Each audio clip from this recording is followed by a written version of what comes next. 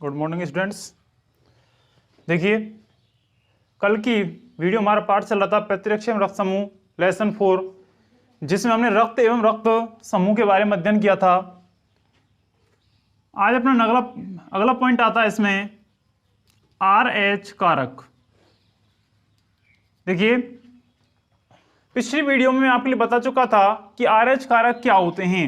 कुछ सूक्ष्म अध्ययन हमने वहां पर किया था इसका कि मानव के आरबीसी पर प्रतिजन A और प्रतिजन B के अलावा एक कारक और पाया जाता है जिसे हम RH कारक कहते हैं, RH फैक्टर कहते हैं। देखिए, RH कारक जो होता है इसमें लगभग 417 RH कारक में लगभग 417 एमिनो अम्लों की एक प्रोटीन पाई जाती है। ध्यान रखें, पेपर में क्वेश्चन पुटअप हो जाता है इस स्थान से कि RH कारक में कितने एमिनो अम्लों की प्रोटीन होती है। तो ध्यान रखें, RH कारक में लगभग 417 अमीनो अम्लों की प्रोटीन होती है। 417 अमीनो अम्लों की प्रोटीन पाई जाती है। दूसरी बात निकल के आती है, यहां पर दूसरे क्वेश्चन आता है, वो ये निकल के आता है कि RH कारक की खोज किसने की थी। तो RH कारक की खोज कॉरलैंड, स्टीनर और वीनर नामक वैज्ञानिक की थी। कॉरलैंड, स्टीनर व वीनर नामक वैज्ञानिक ने RH कारक की खोज की थी। कॉरलैंड, स्टीनर और वीनर नामक वैज्ञानिक ने RH कारक की खोज की थी। अब तीसरी बात यह निकल के आती है यहां पर कि कॉरलैंड, स्टीनर और वीनर ने की थी, लेकिन किस में की थी। तो इन्होंने मकाका रीसस नामक बंदर में की थी। किस में की थी? मकाका रीसस नामक बंदर में इसकी खोज की थी। 3 क्वेश्चन बन रहे हैं आपके यहां पर। पहला क्वेश्चन, RH कारक में कितने अमीनो अम्लों की प्रोटीन पाई जाती है। तो 417 अमीनो अम्लों की प्रोटीन पाई जाती है। दूसरा क्वेश्चन बन रहा है यहां पर कि RH कारक की खोज किसने की थी। RH कारक की खोज की थी कॉरलैंड, स्टीनर और वीनर नामक वैज्ञानिक ने। तीसरा प्रश्न बनता है कि RH कारक की खोज किस में की गई थी, क्या नाम था जिसमें इसकी खोज की थी। तो नाम था उसका मकाका रीसस। कौन था? एक बंदर था जिसमें इसकी खोज की थी। तो RH कारक आरबीसी की सतह पर पाया जाता है। RH कारक जिन व्यक्तियों में पाया जाता है उन्हें हम RH पॉजिटिव कहते हैं या RH धनात्मक कहते हैं। जिन व्यक्तियों में RH कारक पाया जाता है उन्हें RH धनात्मक कहा जाता है। जिन व्यक्तियों में RH नहीं पाया जाता है, RH कारक नहीं पाया जाता है, उन्हें हम RH नेगेटिव कहते हैं, अर्थात RH ऋणात्मक कहा जाता है। कल मैंने आपको ये चीज बताई थी कि हमारे विश्व में 85% लोग RH धनात्मक होते हैं, जबकि 15% लोग कैसे होते हैं? RH ऋणात्मक होते हैं। करीब 85% लोग कैसे होते हैं विश्व में? RH धनात्मक, और 15% लोग कैसे होते हैं? RH ऋणात्मक होते हैं। बात करें, RH कारक 5 प्रकार के होते हैं। कितने प्रकार के होते हैं? 5 प्रकार के RH कारक होते हैं। बात करें, एक होता है RHD कारक, RHD कारक, RHE कारक, RH स्मॉल ई कारक, RH कैपिटल सी कारक और RH स्मॉल सी कारक। 5 प्रकार के RH कारक होते हैं। पहला है RHD कारक, RH कैपिटल ई कारक, RH स्मॉल ई कारक, RH कैपिटल सी कारक और RH स्मॉल सी कारक। अब इनकी जो आवर्तता पाई जाती है प्रतिशत में वो अलग अलग होती है। इन सभी की जो आवर्तता है प्रतिशत में वो सभी की अलग अलग होती है, जिसमें RH जो D कारक होता है, ये RHD कारक सबसे अधिक पाया जाता है, जिसकी आवर्तता होती है 85%। कितनी होती है? 85% होती है। RHE कारक की आवर्तता होती है 30%। RHE कारक की होती है 30%। RH स्मॉल ई कारक की होती है 78%, 78%। RH कैपिटल सी कारक की होती है 80 और RH स्मॉल सी की भी होती है 80।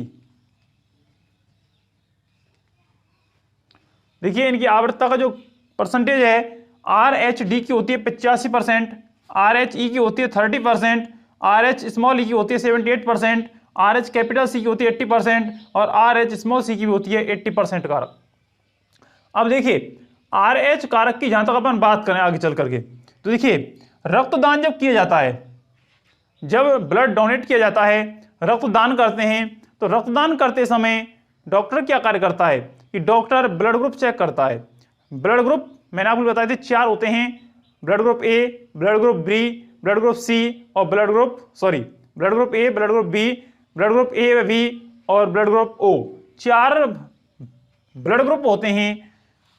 जब किसी व्यक्ति से रक्त लेकर किसी दूसरे व्यक्ति को रक्त चढ़ाया जाता है, ब्लड डोनेट किया जाता है, उस समय डॉक्टर क्या कार्य करता है कि हमारा ब्लड ग्रुप चेक करता है और जिस व्यक्ति के रक्त चढ़ाया जाता है उसका ब्लड ग्रुप चेक किया जाता है। ब्लड ग्रुप के साथ साथ डॉक्टर एक और कारक की चेक करता है और वो कारक होता है RH कारक। व्यक्ति ब्लड ग्रुप के साथ साथ RH कारक का भी मिलान करता है। कई बार क्या होता है कि जब RH पॉजिटिव जो व्यक्ति होता है, RH पॉजिटिव व्यक्ति जो होता है उसके RH पॉजिटिव रक्त चढ़ाया जाता है और जो RH नेगेटिव होता है उसके RH नेगेटिव रक्त चढ़ाया जाता है। यदि गलती से किसी RH नेगेटिव व्यक्ति के RH पॉजिटिव रक्त चढ़ जाता है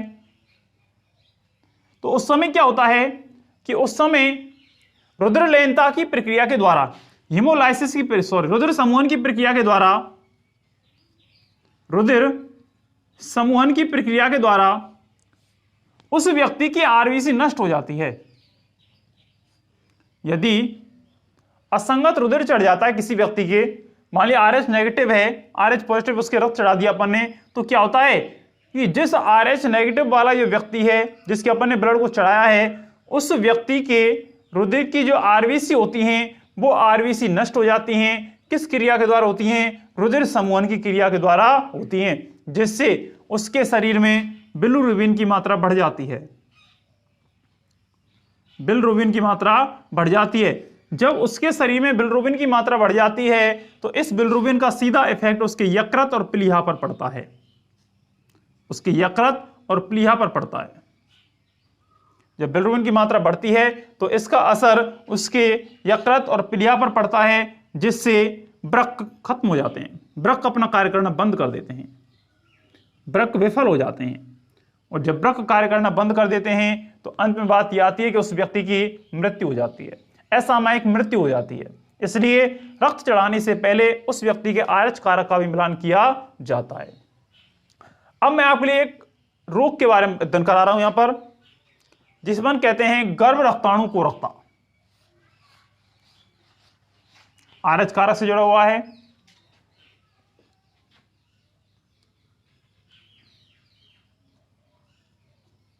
गर्भ रक्ताणु कोरकता।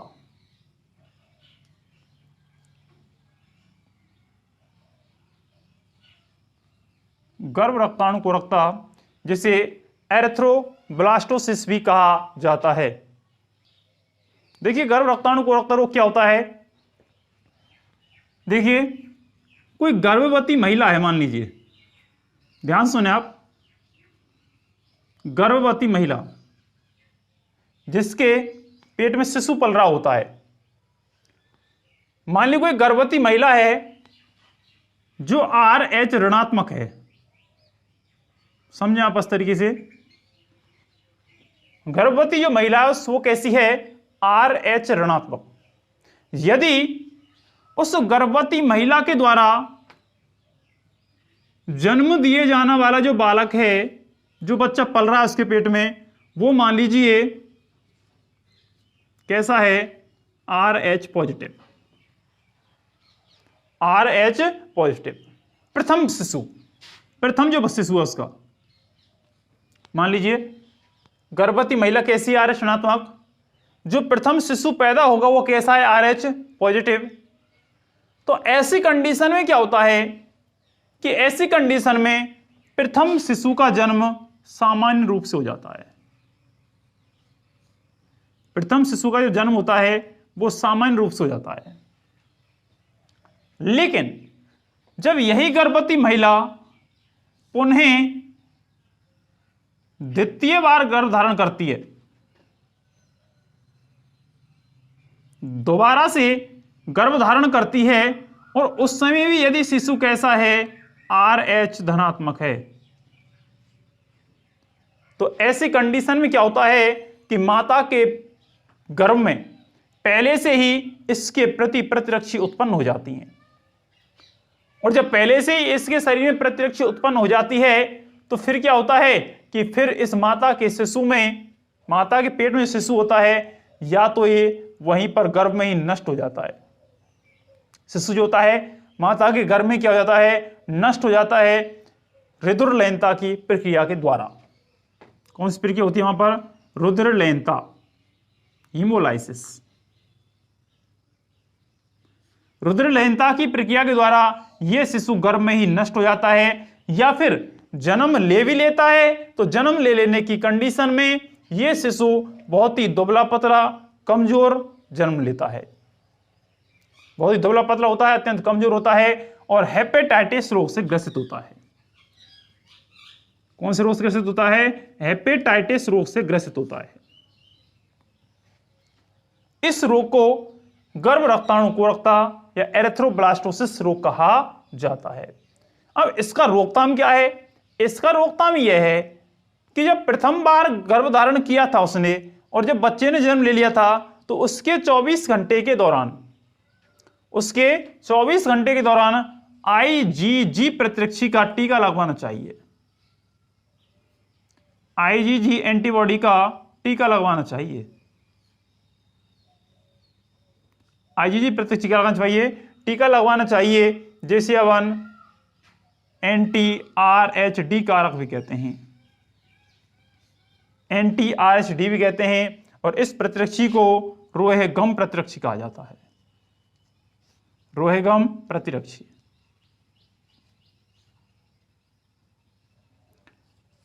इस टीके के द्वारा द्वितीय शिशु को मरने से या नष्ट होने से बचाया जा सकता है। या फिर दूसरा ये होता सकता है कि जो शिशु होता है इस शिशु का संपूर्ण रक्तदान की प्रक्रिया के द्वारा निकाल करके दूसरा बदल दिया जाए, उससे अपन इससे बच सकते हैं। या फिर रुधिरलेनता का एक मुख्य कारण और होता है रुधिर असंगतता, इससे भी ये रुधिरलेनता की प्रक्रिया उत्पन्न हो जाती है। यह था आपका गर्भ रक्ताणु कोरकता रोग। नेक्स्ट बात आती है इस पाठ की, रक्तदान, ब्लड ट्रांसफ्यूजन।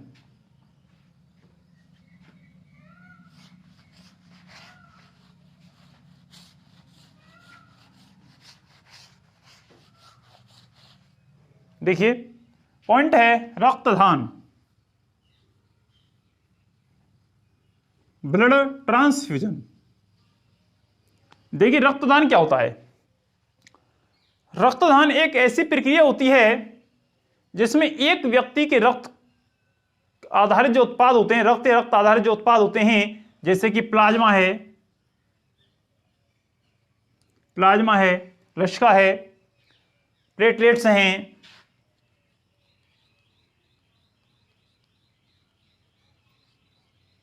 रक्तदान एक ऐसी प्रक्रिया है जिसमें एक व्यक्ति के रक्त या रक्त आधारित उत्पाद जैसे प्लाज्मा, प्लेटलेट्स आदि को किसी दूसरे व्यक्ति के परिसंचरण तंत्र में स्थानांतरित किया जाता है।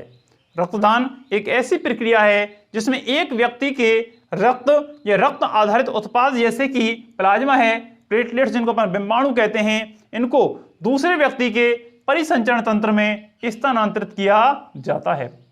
रक्तदान की प्रक्रिया जो होती है, इस रक्तदान की प्रक्रिया सबसे पहले एक वैज्ञानिक थे जिनका नाम था जीन बैप्टिस्ट डेनिस।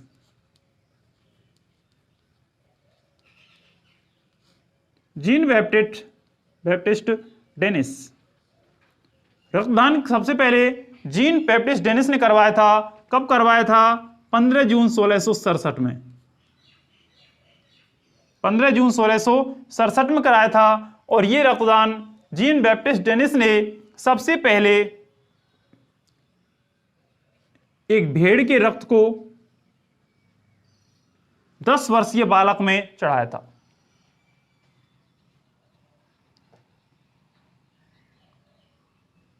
भेड़ के रक्त को एक बालक में स्थानांतरित किया था।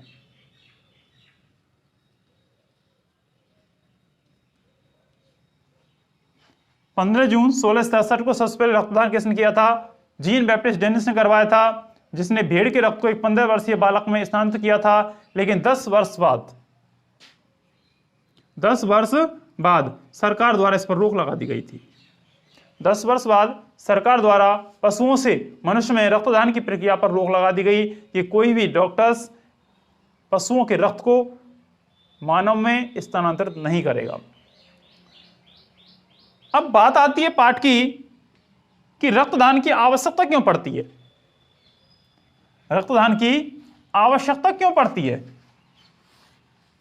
तो देखिए, रक्तदान की आवश्यकता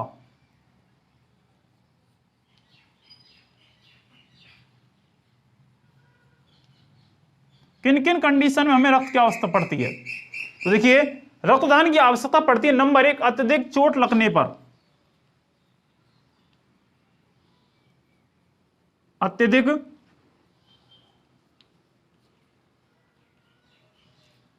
चोट लगने पर रक्तस्राव।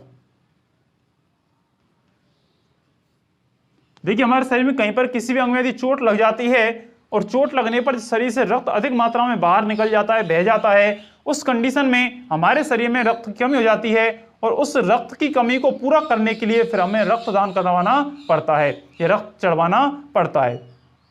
दूसरी चीज निकल के आती है कि शरीर में गंभीर रक्तहीनता होने पर,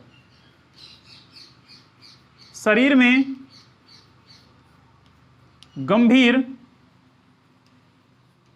रक्तहीनता होने पर, जब शरीर में बहुत ज्यादा ब्लड की कमी हो जाती है तो उस ब्लड की कमी को पूरा करने के लिए भी हमें रक्त चढ़ाना पड़ता है, ये रक्त की आवश्यकता पड़ती है। इन दोनों कंडीशन में ही हमें रक्तदान की आवश्यकता पड़ती है। तीसरी बात आती है सर्जरी के दौरान, शल्य चिकित्सा के दौरान। शल्य चिकित्सा के दौरान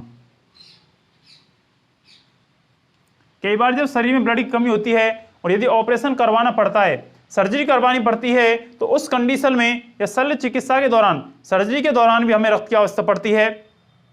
एक हीमोफीलिया रोग में, हीमोफीलिया रोग के जो रोगी होते हैं उन हीमोफीलिया रोग के रोगियों के लिए भी इसकी आवश्यकता पड़ती है। एक है जब रक्त में बिंबाणु की कमी हो जाती है, बिंबाणु प्लेटलेट्स जब शरीर में कम हो जाती हैं तो उन प्लेटलेट्स की पूर्ति के लिए हमें रक्त की आवश्यकता पड़ती है। और एक सिकल सेल एनीमिया रोग में, सिकल सेल एनीमिया रोग में इसकी आवश्यकता पड़ती है।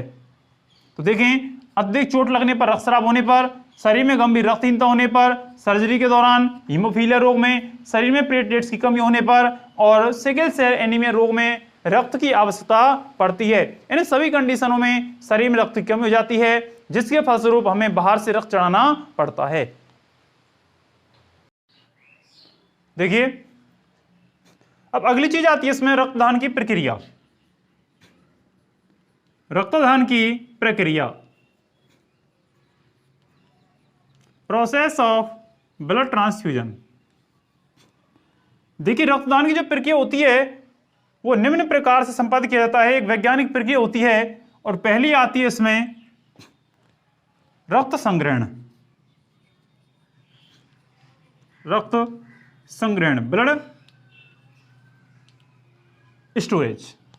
देखिए, रक्तदान की प्रक्रिया में पहले जो अपने डिस्ट्रिक्ट जो हॉस्पिटल्स जो होते हैं उनमें रक्त को स्टोर किया जाता है ताकि किसी व्यक्ति को आपातकालीन स्थिति में, इमरजेंसी की स्थिति में उसको अपना रक्त आसानी से दे सकें। तो देखिए, रक्त संग्रहण की प्रक्रिया जो होती है वो निम्न चरणों में पूर्ण होती है। पहला चरण आता है कि सबसे पहले दाता के स्वास्थ्य का परीक्षण किया जाता है। दाता के स्वास्थ्य का परीक्षण किया जाता है। परीक्षण किया जाता है।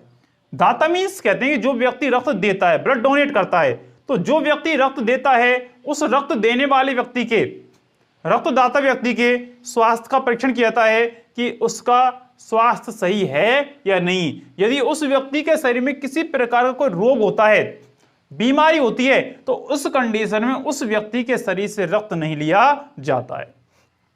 दूसरी बात, स्वास्थ्य परीक्षण के पश्चात उस व्यक्ति के शरीर में उपयुक्त क्षमता वाली जो कैनुला जो होता है, कैनुला जानते हैं आप, जब अपन ड्रिप लगाते हैं, जो अपन हाथ में सेट करते हैं, उसे कहते हैं कैनुला। तो उपयुक्त क्षमता वाली जो प्रवेशनी होती है, कैनुला जो होता है, उस प्रवेशनी को शरीर में लगाया जाता है, कैनुला को लगाया जाता है। उपयुक्त क्षमता वाली प्रवेशनी अर्थात कैनुला उसके शरीर में लगाया जाता है और कैनुला लगा करके उसके कैनुला की जो दूसरा साइड जो होता है, दूसरी नली का साइड होता है, उस नली के साइड को उपयुक्त क्षमता वाली जो निर्जमीकृत थक्का रोधी जो थैलियां होती हैं उन थैलियों को लटकाया जाता है शरीर के नीचे और लटका करके उन थैलियों में रक्त का संग्रह किया जाता है। देखिए, रक्त प्रवेशनी से निकलने के पश्चात नली से वो तो थैली में जाता है, ठीक है ना। और ये जो थैली जो लटकाई जाती है नीचे तरफ, ये थैली थक्का रोधी होती है, अर्थात इसमें ब्लड का थक्का नहीं बनता है, वायु रोधी होती है, वायु इसके लिए नहीं मिलती है, जिससे क्या होता है कि रक्त इसमें सुरक्षित संग्रहित रहता है। इसलिए थक्का रोधी निर्जमीकृत युक्त थैलियों का यहाँ पर उपयोग किया जाता है। तीसरी बात आती है कि संग्रहित जो रक्त होता है, जिस रक्त का अपन ने संग्रह यहां पर किया था थैली के अंतर्गत, इस संग्रहित रक्त का प्रशीतित भंडारण किया जाता है। प्रशीतित भंडारण किया जाता है। अब प्रशीतित भंडारण क्या होता है? देखिए, ब्लड जो होता है जब अपन शरीर से निकाल लेते हैं कैनुला के माध्यम से, तो निकालने के पश्चात इस रक्त को निकालने के तुरंत पश्चात ब्लड को कोल्ड स्टोर में रखा जाता है, फ्रीजर में रखा जाता है, फ्रिज के अंदर रखा जाता है ताकि ब्लड खराब होने से बच सके। तो ये होता है इसका प्रशीतित भंडारण। इससे क्या होता है कि उससे उस व्यक्ति के रक्त में जीवाणु की वृद्धि रुक जाती है और कोशिकीय चयापचय की जो क्रियाएं होती हैं वो भी धीमी हो जाती हैं। एक पॉइंट आता है कि संग्रहित जो रक्त होता है, जिस रक्त का अपन संग्रह करते हैं थैलियों में, उस रक्त की अनेक प्रकार की जांच की जाती हैं, जैसे कि हेपेटाइटिस ए है, हेपेटाइटिस बी है, हेपेटाइटिस सी है, इनकी जांचें की जाती हैं, एड्स की जांचें की जाती हैं या अन्य प्रकार की जांचें करते हैं, जिससे यह पता लगता है कि इस व्यक्ति के रक्त में किसी रोग के जीवाणु तो नहीं है, वायरस तो नहीं है। और एक आता है कि रक्तदान संग्रहण के पश्चात, जब रक्तदान हो जाता है, संग्रहण अपन कर लेते हैं, उसके पश्चात जिस व्यक्ति से रक्त लिया था उस व्यक्ति को कुछ समय के लिए चिकित्सक की देखरेख में रखा जाता है, क्योंकि रक्त लेने के पश्चात उस व्यक्ति के शरीर में कुछ प्रतिक्रियाएं हो सकती हैं, जैसे कि सर्दी का लगना, सर्दी लग जाती है, बुखार आ सकता है या फिर चक्कर आ सकते हैं कमजोरी से। तो इसलिए कुछ समय तक उस व्यक्ति को चिकित्सक की देखरेख में रखा जाता है ताकि उसके शरीर में होने वाली प्रतिक्रियाओं को महसूस किया जा सके। वैसे जिस रक्त को अपन लेते हैं, जिस व्यक्ति से अपन रक्त लेते हैं, उस व्यक्ति के रक्त में इन रक्त की पूर्ति पुनः 36 घंटे के समथिंग हो जाती है। 36 घंटे में उस रक्त की पूर्ति आसानी से हो जाती है। इसलिए हमें रक्तदान करना आवश्यक है, जिससे किसी व्यक्ति की जान बच सके। नेक्स्ट आता है आधान। आधान, देखिए, पहला था रक्त संग्रहण और दूसरा आता है आधान। यानी रक्त संग्रहण की प्रक्रिया में हम क्या करते हैं, रक्त को स्टोर करते हैं, रक्त को थैलियों में भर करके अपन प्रशीतित भंडारण करते हैं। लेकिन आधान की प्रक्रिया में रक्त को चढ़ाते हैं। जिस व्यक्ति के लिए रक्त की आवश्यकता होती है उस व्यक्ति के शरीर में रक्त को प्रवेशित कराया जाता है, उस व्यक्ति के शरीर में रक्त को चढ़ाया जाता है। तो आधान के समय कौन कौन सी चरण होते हैं, कौन कौन सी प्रक्रिया यहाँ पर अपनाई जाती हैं आधान की प्रक्रिया में, ट्रांसफ्यूजन की प्रक्रिया में। तो पहला पॉइंट आता है यहाँ पर कि आधान से पहले जब व्यक्ति के शरीर में रक्त को चढ़ाया जाता है, उससे पहले उस व्यक्ति के रक्त की कुछ जांचें की जाती हैं, जिनमें blood group A, B, A B या ब्लड ग्रुप ओ, इनकी जांच की जाती हैं कि जिस व्यक्ति के शरीर में हम रक्त को चढ़ा रहे हैं उस व्यक्ति के शरीर में कौन सा ब्लड ग्रुप है, ए है, बी है, ए बी है, ओ है। जिस प्रकार का ब्लड ग्रुप होता है उसके शरीर में उसी प्रकार का रक्त चढ़ाया जाता है और साथ में ही इसके RH कारक की भी जांच की जाती है। RH कारक मैंने आपको अभी बताया थोड़ी देर पहले कि RH पॉजिटिव और RH नेगेटिव, RH पॉजिटिव के RH पॉजिटिव चढ़ाते हैं, RH नेगेटिव के RH नेगेटिव चढ़ाते हैं। तो इसी प्रकार से RH कारक की और ब्लड ग्रुपों की जांच की जाती है रक्त चढ़ाने से पहले। दूसरी बात, जब रक्त चढ़ाया जाता है, जिस रोगी व्यक्ति के हम रक्त आदान कर रहे हैं, रक्त को चढ़ा रहे हैं, उस व्यक्ति के शरीर में रक्त चढ़ाने से लगभग 30 मिनट पूर्व, 30 मिनट, 30 मिनट पूर्व रक्त को भंडार गृह से बाहर निकाला जाता है। भंडार गृह तो कहें तो प्रसिद्ध जो अपन भंडारण करते हैं, फ्रिज जो होता है, रेफ्रिजरेटर जो होता है, उससे बाहर केवल 30 मिनट पूर्व ही निकाला जाता है, उससे पहले नहीं निकालते हैं। ज़्यादा समय बाहर रखा रहने पर ब्लड खराब हो जाता है, इसलिए 30 मिनट पूर्व इसको बाहर निकालते हैं। तीसरा पॉइंट, आदान जब रक्त का किया जाता है तो ये अंतःस्रात्मक रूप से किया जाता है। अंतःस्रात्मक रूप से चलने वाली एक धीमी प्रक्रिया होती है जो काफ़ी लंबे समय तक चलती है, अर्थात ब्लड को बिल्कुल स्लो मोशन से या बिल्कुल धीरे धीरे दूसरे व्यक्ति के शरीर में चढ़ाया जाता है। अतः ये अंतःस्रात्मक चलने वाली एक धीमी प्रोसेस होती है, धीमी प्रक्रिया होती है, जिसे लगभग 4 घंटे तक चलती है प्रक्रिया और प्रवेशनी के माध्यम से रक्त चढ़ाया जाता है। नेक्स्ट, रक्त जिस समय आधान होता है, रक्त चढ़ाते हैं उस समय उस व्यक्ति के शरीर में कुछ मूवमेंट्स जो होती हैं, जैसे कि दर्द होना, साइनोसिस होना, ज्वर, ठंड लगना आदि को रोकने के लिए चिकित्सक के द्वारा समय समय पर दवाइयाँ औषधियाँ भी दी जाती हैं। देखिए उसके शरीर में किसी दूसरे व्यक्ति का रक्त चढ़ता है तो देखिए साइनोसिस हो सकता है, हृदय की गति पे फर्क पड़ सकता है, दर्द हो सकता है, ज्वर आ सकता है, बुखार आ सकता है। तो इन सबको संभालने के लिए डॉक्टर उसके लिए समय समय पर क्या देता है, औषधियाँ देता है, दवाइयाँ देता है। नेक्स्ट बात आती है कि रक्त के स्रोत के आधार पर जो रक्तदान जो होता है वो 2 प्रकार का होता है। रक्तदान कितने प्रकार का होता है, 2 प्रकार का। देखिए 4 पॉइंट हैं, 4 पॉइंटों का ध्यान रखेंगे आदान के को। दोबारा सुन ले एक बार आप। नंबर 1, सबसे पहले ब्लड ग्रुप की जांच की जाती है कि ब्लड ग्रुप कौन सा है, देने वाले का और लेने वाले का। RH कारक की पहचान की जाती है कि RH कारक कौन सा है। दूसरी बात, 30 मिनट पूर्व ही रक्त को प्रसिद्ध भंडारण से बाहर निकालते हैं, ज़्यादा समय पहले बाहर नहीं निकालते हैं। तीसरी बात आती है कि रक्तदान एक धीमी चलने वाली प्रक्रिया होती है, लगभग रक्तदान 4 घंटे तक चलता है। इसे रक्त को अंतःस्रात्मक रूप से एक प्रवेशनी के माध्यम से चढ़ाया जाता है। और चौथी बात आती है कि रक्तदान के दौरान होने वाली परेशानियां जो होती हैं, जैसे कि दर्द है, ज्वर है, साइनोसिस है, हृदय की गति है, इन सब पर नियंत्रण रखने हेतु डॉक्टर के द्वारा समय समय पर औषधियां दी जाती हैं। अब बात ये आती है कि आदान की जो प्रक्रिया होती है, आदान जो होता है ये 2 प्रकार का होता है। एक तो आदान होता है समजीवी और एक होता है समजात। एक तो आदान होता है समजात रक्तदान और दूसरा होता है समजीवी। देखिए समजात और समजीवी क्या होता है। देखिए समजात रक्तदान वो होता है जिसमें जिस व्यक्ति के रक्त चढ़ रहा होता है उसके रक्त किसी दूसरे व्यक्ति का रक्त चढ़ाया जाता है। समजात आदान रक्तदान की वह प्रक्रिया है जिसमें एक व्यक्ति के किसी दूसरे व्यक्ति का रक्त चढ़ाया जाता है। वो तो कौन सी होती है, समजात। जैसे आप हो, आपके लिए जरूरत पड़ी तो आपको किसी दूसरे व्यक्ति के रक्त चढ़ाया तो कौन सा हो जाता है, समजात आदान कहलाता है। और समजीवी रक्तदान की वह प्रक्रिया जिसमें स्वयं के ही संग्रहित रक्त का उपयोग किया जाता है वह कौन सी होती है, समजीवी आदान होता है। समजीवी में जैसे अपन ने पहले ही रक्त डोनेट कर रखा है, ब्लड बैंक में अपना खुद का रक्त रखा हुआ है, तो यदि उसी रक्त को अपन को आवश्यकता पड़ने पर अपन खुद चढ़वाते हैं तो वो होती है समजीवी आदान। तो 2 प्रकार का, समजात और समजीवी। समजात जिसमें किसी दूसरे व्यक्ति के रक्त को चढ़ाया जाता है, समजात आदान होता है। और जिसमें स्वयं के ही संग्रहित रक्त का उपयोग किया जाता है वो कौन सा होता है, समजीवी आदान होता है। अब बात आती है आगे चलकर इस पाठ में कि रक्तदान के दौरान बरती जाने वाली सावधानियां कौन कौन सी हैं, या जिस समय रक्तदान की प्रक्रिया होती है उस समय हमें कौन कौन सी सावधानी रखनी चाहिए। तो देखिए रक्तदान के दौरान कौन कौन सी सावधानी रखनी चाहिए। सावधानियां,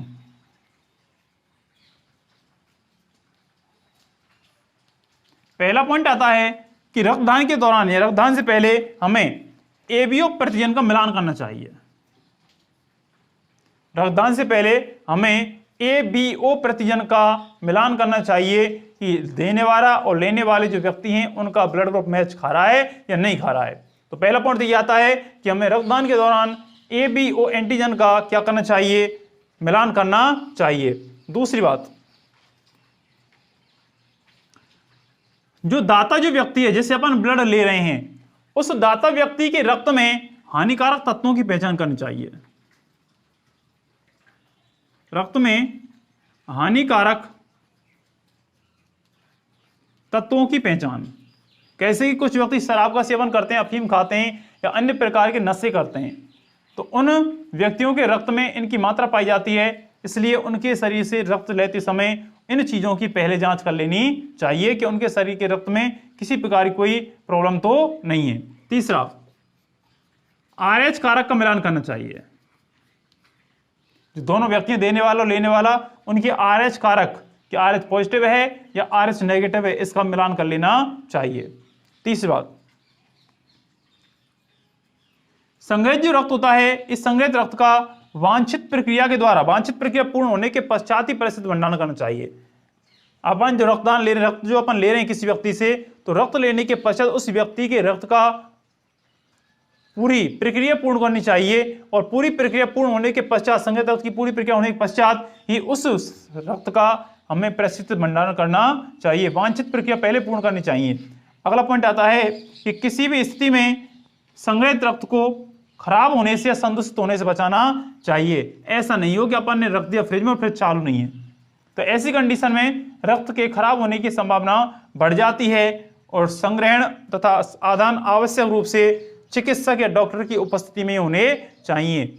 यानी कि अपन ले रहे हैं रक्त, चाहे अपन किसी व्यक्ति को रक्त चढ़ा रहे हैं, दोनों ही प्रक्रियाएं डॉक्टर्स की उपस्थिति में होनी चाहिए। उस समय डॉक्टर को होना आवश्यक है, क्योंकि उस समय किसी प्रकार की कोई भी प्रॉब्लम हमारे सामने आ सकती है, तो डॉक्टर उस प्रॉब्लम का निवारण कर सकता है।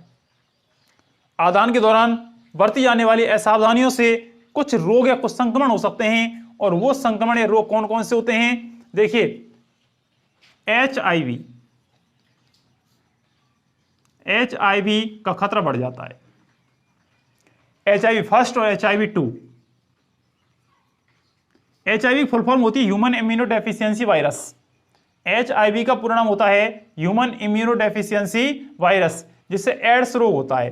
तो HIV फर्स्ट और HIV 2 का संक्रमण बढ़ जाता है। एक आता है HTLV।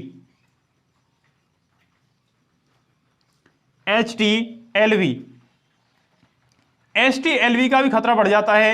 ये HTLV फर्स्ट और HTLV 2, एक हेपेटाइटिस बी, हेपेटाइटिस सी, और एक आता है जैकब रोग या क्रुएट्सफेल्ड रोग। इन रोगों की संभावना बढ़ जाती है।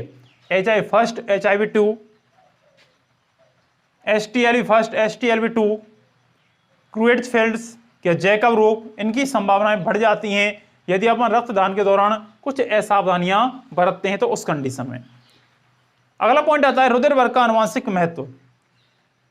रुधिर वर्ग के आनुवांशिक महत्व को अपन कल की वीडियो में पढ़ेंगे।